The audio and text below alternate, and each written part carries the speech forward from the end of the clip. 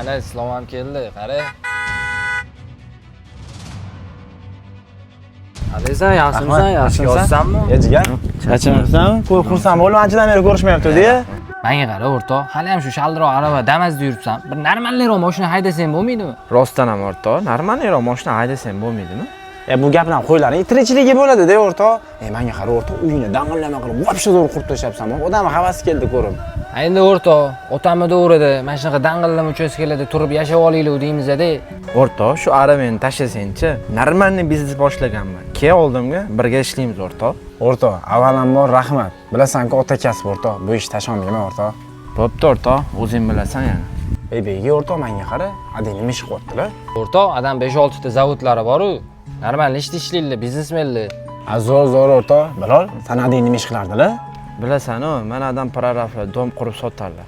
Zo'r ekan o'rtoq kasblari. Havas qildim kelinglar adanglarning kasbiga. Shuncha yildan beri tanishmiz-da. Hech so'ramagan ekanmiz-a, Bilol. Nima ish qiladilar sana adingiz, o'rtoq? Mana otammi? O'rtoq, mana otam hamma soat 3-4 uxlayotgan paytda mana otam allaqachon ishda bo'ladilar. Hamma oilani dasturxonida issiqnom bo'lish uchun mana otam tun kun demasdan ishda bo'ladilar. Mani o'qitganam, mana shu halol kasbga olib kirganam otam bo'ladilar. O'rtoq, o'shaning uchun ota kasbni yaxshi ko'raman-da. Mayli bolalar, gaplashamiz. Nonlarim bor edi, do'konga tarqatishim kerak edi. Ko'rishamiz. Sada sizni yaxshi ko'raman.